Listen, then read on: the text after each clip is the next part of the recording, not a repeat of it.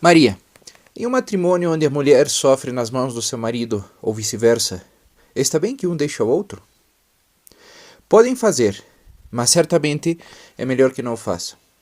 Devem oferecer tudo a Deus, porém, a linha que não pode ser cruzada é a do maltrato físico, porque é Deus quem escolhe os mártires, não nós. Maria, desde uma dimensão espiritual, que benefícios podem obter os que se casam pela igreja ou um casal que nem sequer se casa? Tanto a bênção de Deus, que se recebe ao casar-se, como os votos matrimoniais, a missa de núpcias e o apoio de todos os familiares. Tudo isso são graças protetoras, tão poderosas que a falta de alguma debilitará notavelmente a fortaleza e a unidade dos casais. Com a bênção de Deus e da Igreja, a relação se desenvolve de um modo muito mais sólido e, em consequência, mais feliz que se não a houvesse. Também tem lugar coisas similares ao que vejo quando me visito as benditas almas do purgatório, e que poderíamos chamar bilocação, ou que um anjo tome a aparência de um dos esposos para dar-lhe uma mensagem ao outro. Ele ou ela verão ou escutarão ao outro, e assim receberão palavras de proteção ou ajuda. Isto ocorre com frequência, e deve ver-se como um dom maravilhoso de Deus a um casal santo. Certamente, não ocorre quando se vivem juntos em pecado. Nesses casos, a proteção espiritual que têm é muito menor. Eu lhes aconselharia que se afastassem do pecado quanto antes e regressassem à proteção de Deus. Também é comum que um cônjuge falecido se acerque para acompanhar ao que ainda vive no momento da morte. Que grande felicidade será para ambos! O amor verdadeiro, generoso e bendito nunca morre. No entanto, isto sucede unicamente quando Deus abençoa esse matrimônio e sempre está cerca deles na oração e em seus atos de amor generoso. Maria, que disseram as almas do purgatório sobre o divórcio? Disseram que é um dos maiores pecados contra Deus. É algo que causa dano a todos e, com certeza, sobretudo, aos inocentes. É nada mais e nada menos que um assassinato espiritual, emocional e mental cometido contra o maior dom que Deus nos deu, a capacidade de participar na criação da vida e dos seus frutos, nossos filhos. Nenhum filho de uma família divorciada crescerá tão plenamente como Deus o havia planejado. Neste século, milhões de vezes mais que antes, Satanás irrompe dentro das famílias e dentro dos ventres das mulheres, corrompendo e destruindo em pedaços os laços sagrados que mantêm as famílias dentro do plano de Deus, corrompendo e destruindo em pedaços as crianças que Deus lhes deu. Para reparar por estes dois pecados, é o que as almas do purgatório anunciam que chegará logo e que causará uma grande comoção. E em países como os Estados Unidos, onde mais de 50% dos matrimônios se rompem, Deus logo fará algo para que isto mude rapidamente. Se porá do lado dos humildes, dos inocentes, de quem reza e ama e castigará ao resto pelas suas intermináveis ofensas contra o amor. As empresas, as organizações, os advogados, as igrejas, os médicos e psicólogos que mentem, confundem, conspiram, se enriquecem e deste modo distorcem a verdade, com o fim de continuar com a mais terrível das guerras, logo experimentarão a cólera de Deus, como nunca antes se conheceu.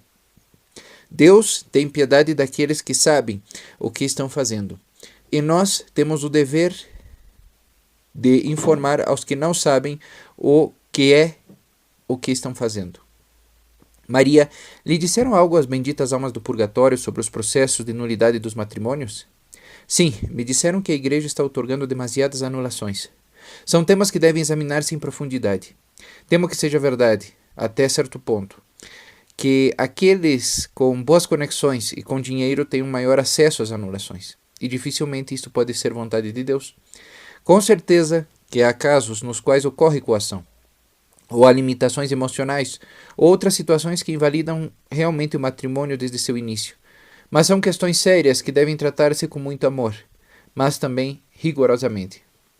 Maria, que mais poderiam comunicar as benditas almas do purgatório às suas famílias?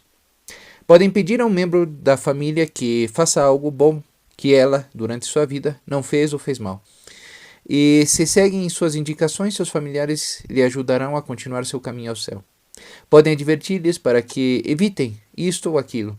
Protegem as suas famílias, as guiam e lhes transmitem amor e segurança de muitas maneiras distintas.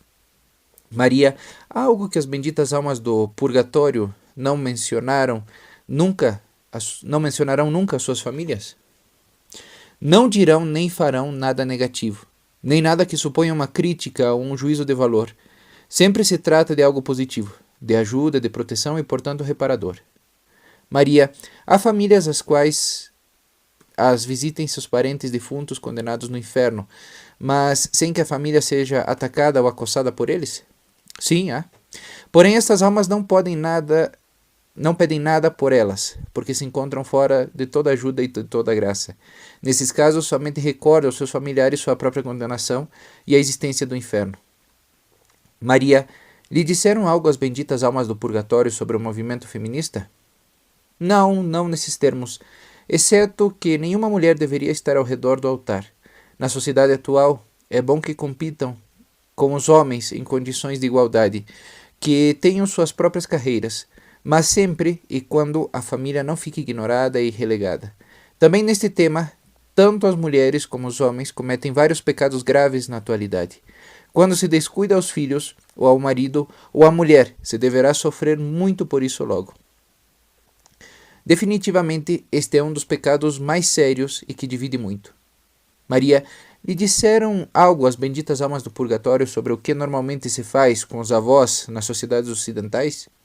Me refiro a não tê-los em casa e levá-los a residências de anciãos, onde com frequência se lhes trata como um número mais, ou pior ainda, onde em alguns lugares lhes drogam para que fiquem inconscientes e morram logo.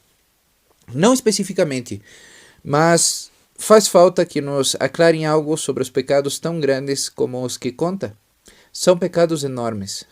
Com que frequência são os avós que ensinam a rezar as crianças e quantas famílias são os avós quem unem as diversas gerações, devido a que estão ali para compartilhar a sabedoria adquirida ao longo de tantos anos de experiência. Expulsá-los de casa apenas pode ser uma obra de Satanás. Maria, crê que é um pecado que uma mãe não amamente ao seu filho ou que não o abrace? Se encontra fisicamente em condições de amamentar e prefere não fazê-lo por algum motivo egoísta, sim ou é. E quando não se abraça os filhos, estes ficam paralisados emocionalmente ao crescer. Portanto, claro que também é um pecado. Maria, o que é melhor, ser pobre com muitos filhos ou rico com apenas 1 ou 2 filhos? Não devemos interferir nos planos de Deus com respeito aos filhos. E Ele sempre enviará muitos a quem entrem dentro dos seus planos. Conheço há muito mais gente plenamente feliz entre os pobres que entre os ricos. E conheço muitos casos dos dois tipos. Ademais, os ricos estão mais lastreados com os efeitos dos pecados dos seus antepassados. Vem a mim em busca de ajuda, por este motivo, mais gente adinheirada que pobre. E isto não se deve a que aos pobres não tenham possibilidade de vir, pois também o fazem. Maria, no entanto, quase todos os governos de todo o mundo, como se demonstrou nas reuniões sobre população do Cairo, falam da terrível ameaça da superpopulação. Que diz você ao respeito?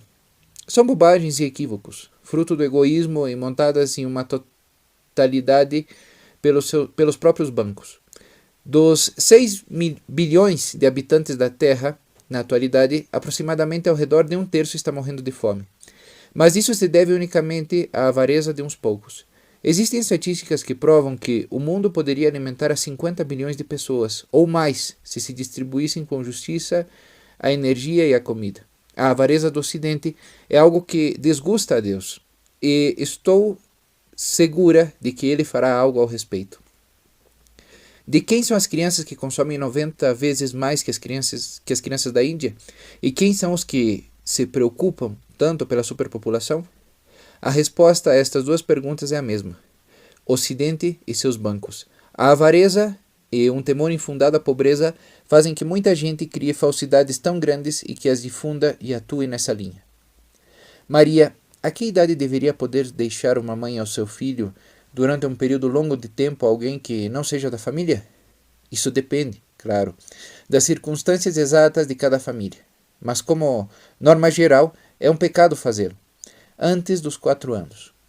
As feridas que se recebem antes destas idades são as mais difíceis de curar, porque se encontram no mais profundo do subconsciente. Maria, lhe disseram algo às almas sobre o castigo físico aos filhos? Sim, o fizeram. E por este assunto me atacou a revista alemã Der Spiegel faz um par de anos. Eles diziam que eu estava a favor de bater nos filhos. Mentira. As benditas almas do purgatório disseram que um tapa pode ser necessário com os filhos muito teimosos e desobedientes. Uma pequena bofetada não é prejudicial e a criança esquecerá rapidamente. Mas o que se recordará durante longo tempo, porque fica arquivado em seu subconsciente, é a consequência que leva em ser teimoso. Claro, isto deve fazer-se com moderação, mas se não se faz e espera que o filho seja maior, já será muito tarde, e os pais sofrerão por culpa dos seus filhos. Porém, quando um filho maior tem em seu subconsciente a memória do tapa que lhe deram, quando tinha apenas 2, 3 ou 4 anos, um só olhar do pai bastará que atue corretamente. Muitos pais na atualidade já aprenderam os frutos que deu sua excessiva tolerância. A violência física no lar é um grande pecado contra o amor que deveria reinar na família. Mas uma disciplina física aplicada com cuidado é uma necessidade permitida por Deus nas idades e nos momentos adequados. Maria, o mesmo pecado cometido contra uma criança pesa muito mais que se fosse contra um adulto? Sim, certamente é assim. Os pecados contra as crianças, se não se reparam rapidamente e de maneira adequada, serão repetidos pela criança como algo aceitável e normal. Isto se deve a que o modelo que supõe os pais é algo muito poderoso e profundamente arraigado nos filhos. Um divórcio ou um ato de violência no lar, ou que sejam testemunhas de algo desonesto, ou de uma infidelidade, ou de insultos e calúnias, seja o que se trate, poderá facilmente causar reações idênticas entre seus descendentes. Ser pai é muito mais importante do que a sociedade moderna crê. Se delegam facilmente essas responsabilidades a quem se chamam profissionais, mas que não possuem os vínculos outorgados por Deus, como os possuem seus pais. E esses profissionais cometem erros, como o fazem todos os seres humanos. Maria, as crianças com discapacidades mentais passam algum tempo no purgatório? Sim, assim é. Mas claro que seu purgatório é mais leve que o das crianças sãs. Tudo depende do que essa criança pôde entender. Maria, quais são os pecados mais graves que podem cometer as crianças entre os 6 ou os 12 anos? A desobediência e a falta de educação para com os seus pais são os 2 mais graves. Maria, muitos pais dizem que as famílias cristãs são demasiado autoritárias com seus filhos. Que responde você a este comentário? Os pais não devem ser nunca autoritários, porque assim o que fazem é perder a autoridade, o afeto e o apoio de seus filhos. Existem muitos pais autoritários com seus filhos e não são cristãos, portanto esse comentário não é realmente válido. Os pais que sejam cristãos não devem ser autoritários, senão ter sobretudo autoridade. E as normas que se considerem necessárias não as deveriam colocar-se desde muito cedo, quando os filhos são pequenos. Mais tarde, os pais deveriam ensinar as verdades sobre Deus aos seus filhos com muito amor. E eles deveriam conhecê-las antes. Ser sempre negativo, dizendo não faça isso, não faça aquilo, não é maneira de ser cristão. Os pais devem destacar constantemente o positivo, o que há de fazer, e respaldá-lo de imediato com provas que eles possam compreender. Há que dizer-lhes que dessas ações sairá o bem. Os pais deveriam imitar a misericórdia que Deus tem com eles e mostrar sempre essa mesma misericórdia e bondade aos seus filhos. Maria, todos sabemos as obrigações que temos dentro da família, sem a qual a sociedade não tem nenhuma possibilidade. Mas por que temos também a obrigação de ajudar aos de fora da própria família? O termo família é relativo. Todos estamos relacionados de alguma maneira. Não importa o que os cientistas possam dizer contrariamente. Todos somos uma família, e somente uma família. Sobre isto, uma alma do purgatório me disse que quem não faz tudo o que pode para o bem dos demais não tem direito à vida. Em nossa busca da justiça de Deus, Creio que as coisas são mais claras quando olhamos dentro da unidade familiar, como normalmente a definimos. Assim, temos a responsabilidade e a capacidade de ajudar tanto a nossos tataravós como a nossos tataranetos. No caso dos tataravós, devemos rezar e continuar fazendo boas obras. E no caso dos tataranetos, podemos e devemos disponer-nos a viver uma vida cheia de paz, frutífera, saudável e cheia de felicidade. Maria, que resposta daria a esses pais cristãos que, com boa intenção, dizem que aos filhos se lhes deveria permitir escolher a religião que queiram quando sejam maiores? Lhes diria que, ao pensar assim, estão permitindo que Satanás e esta sociedade secularizada afaste os seus filhos da verdade absoluta sobre nosso Deus amado. Que bom pai poderia permitir que seus filhos escolham entre uma comida sã, nutritiva, e uma que lhes debilita lentamente, e que acabaria envenenando-os e matando-os? Que pai permitiria voluntariamente que seus filhos vivessem sem amor e sem carinho? Os pais que dizem ou fazem isto nunca, mas nunca rezaram, ou não se preocuparam de fazer crescer sua própria bondade. Com tudo isso, se está ignorando a Deus, o que lhe faz sofrer muito. Maria, você disse que há crianças no purgatório. Também se lhe apareceram? Sim, também se me apareceram crianças. Há de todas as idades, a partir dos 4 anos. Como sabe, as crianças têm uma consciência mais fina que a maioria dos adultos. Tão logo, como conhecem a diferença entre o bem e o mal, assumem sua responsabilidade. Geralmente se ensina que a linha se encontra na idade da razão. Estão equivocados. Em realidade, é a ideia da consciência. É a idade da consciência. É muito importante, por exemplo, que se uma criança está muito doente, em provável perigo de morte e solicita um sacerdote para se confessar, respeitar sua solicitação e a levar a cabo. Sei que não é normalmente assim e é um grave erro dos adultos responsáveis dessa criança. Conheci uma criança de 4 anos e meio que insistia em confessar-se de um pecado e tinha muito claro o mal que havia cometido. Maria, me parece que você tem um especial amor e carinho pelas crianças. Digo isto porque eu vi que dá aula às crianças pequenas aqui no seu povoado. Sim, tenho a muitas crianças ao redor desde há muito tempo. Lhes ensino o catecismo. Maria, que mais disseram as almas do purgatório sobre o que deve haver e não haver nas escolas? Disseram que não deveria haver educação sexual nas escolas. São os pais os que deveriam tratar estes temas com os filhos, uma vez que começam a fazer perguntas. É algo que deveria ficar baixo o critério e o cuidado dos pais, porque os filhos aprendem o verdadeiro amor, o que permanece apenas dos seus pais. Hoje em dia se delegou demasiado nas mãos de diversos organismos públicos, a quem não lhes corresponde ensinar questões espirituais, nas quais o amor e o sexo são facetas importantes. Os professores não crentes devem manter-se à margem da santidade da unidade familiar. Neste assunto, a televisão faz muito dano hoje em dia. Mostra o amor como um simples produto para consumir e descartar. Isto é uma grande distorção, portanto, um pecado grave contra o verdadeiro amor e contra o próprio Deus. Maria, se lhe apareceram almas que praticaram desvios sexuais? Sim, e devem sofrer muito. Maria, que deveriam fazer os pais para formar a consciência dos seus filhos? O bom exemplo é o mais importante. Logo, rezar muito por eles e com eles. Bendizê-los comumente. Isso vale muito. E logo dar-lhes uma boa educação. O mais importante é o que recebem antes de ir ao colégio. Jesus nos disse que deixemos que se acerquem as crianças a Ele e que não se o impidamos. Maria, você disse que a visitaram algumas crianças do purgatório. Poderia contar-me acerca de um ou dois desses casos?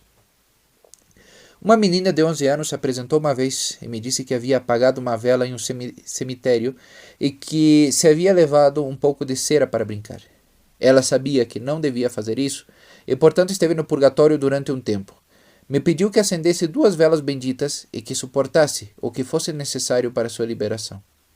Outra vez, uma menina muito mais pequena veio a mim porque no Natal lhe havia lhe haviam presenteado a ela e a sua irmã gêmea uma boneca com um carrinho, a cada uma, e sua mãe lhes havia dito que as cuidassem muito. A esta menina, em concreto, se havia quebrado a sua, e, para que não descobrissem, trocou em segredo sua boneca com a da sua irmã, que estava bem. Isto é o que tinha que reparar no purgatório, mas com certeza eu rezei e ajudei em seu caminho. Outro caso, mas aqui há mais mensagens que simplesmente que as crianças vão também ao purgatório. Haviam duas famílias que viviam uma justo ao lado da outra. Uma tinha dinheiro, a outra era relativamente pobre. Um dia, a menina pequena da família adinheirada disse à sua mãe que queria dar toda a sua roupa e todos os seus preciosos brinquedos à vizinha pobre. Sua mãe, obviamente, se surpreendeu e lhe perguntou por que queria fazer tal coisa. A resposta da sua filha foi que, dessa forma, poderia ir sempre ali a brincar com a outra pequena. Sua mãe respondeu que a outra menina também poderia vir à sua casa a brincar. Não, não, insistiu. Devo fazer ou farei. Os pais fizeram tudo o possível para que mudasse de opinião, mas não tiveram nenhum êxito. Finalmente lhe disseram: está bem, vá e faça-o, mas não espere que voltemos a comprar-te outra vez toda a roupa e os brinquedos. Bom, não há problema, disse a menina, e entregou à sua vizinha seus brinquedos e sua roupa. 2 dias depois, a menina saiu correndo pela porta da casa sem olhar, e morreu, atropelada por um automóvel. Seus pais, que estavam sofrendo terrivelmente, vieram a mim para perguntar por que havia sucedido isso. Acedi em perguntar às almas do purgatório ao respeito, e logo me chegou a resposta. Foi a seguinte: o sofrimento pela morte da sua filha lhes garantiu que um dos seus filhos não acabasse definitivamente perdido. Portanto, a morte da menina foi uma reparação adiantada por algo que Deus havia visto que aconteceria. Deus é um Deus que nos ama muito, e agora ambas crianças, e não apenas uma delas, estarão logo com ele. Maria, com respeito à menina que roubou a cera do cemitério, notei que pediu que você acendesse 2 velas benditas pela que ela havia apagado. É isso um exemplo do que se entende por reparação extra? Sim, exatamente. Maria, anteriormente, disse que as crianças estão mais cerca de Deus, e isto se deve à sua inocência. Sucede também que as crianças recebem graças especiais por seu bom comportamento, provocado pelo exemplo dos seus pais? Sim, e muito comumente. Sei de crianças que queriam ir à missa todos os dias e de crianças que gostavam, por decisão própria, de escutar histórias da Bíblia. São graças especiais. Alguns poderiam considerar-se algo extremas no princípio, mas os pais nunca devem interferir em tais coisas e devem permitir que cresça a união entre Deus e seus filhos, já que é parte do plano de Deus para com eles. Ouvi falar de crianças que queriam ajoelhar-se sobre o chão cheio de cascalho e rezar durante longos períodos de tempo. Os pais deverão sofrer muito se tentam ou logram deter esse comportamento dos seus filhos. Deus fala com as crianças com mais clareza, porque suas almas estão, como você diz, mais limpas, mais claras e mais inocentes que as nossas. Maria, por favor, conte-me alguma experiência da sua infância que a fez especialmente feliz ou que lhe influenciou muito. Com prazer. Um dos momentos de maior felicidade foi quando eu tinha 15 anos. Isso foi em 1930, mais ou menos. Um dos meus irmãos e eu estávamos trabalhando em uma granja na Baviera. Quando solicitamos o trabalho, o granjeiro nos prometeu que sempre poderíamos ir à missa aos domingos. Mas, em pouco tempo, compreendi que essa promessa era válida apenas para o meu irmão, não para mim. A maioria dos domingos, pela manhã, a mulher do granjeiro adoecia misteriosamente e insistia em que eu ficasse na casa, cuidando-a, no lugar de permitir-me ir à igreja com meu irmão. Se acercava a festa de Pentecostes, e uma vez mais me perguntei o que iria fazer a mulher do granjeiro. No sábado, pela tarde, se encontrava perfeitamente bem, totalmente sã. E então supus que no dia seguinte poderia ir à missa. Tinha grandes expectativas.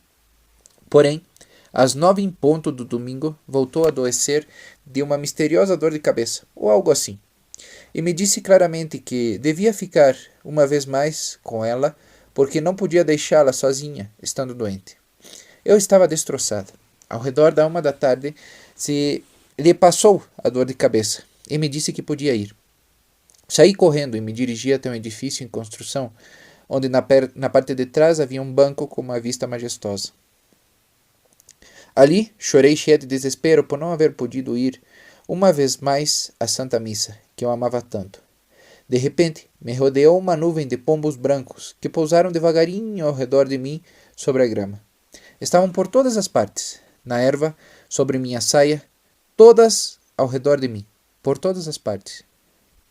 Maria disse uma nuvem. Quantas eram? 100? 50? Oh, pelo menos 100. Ao ver semelhante beleza, não as contei, mas estavam realmente por todas as partes.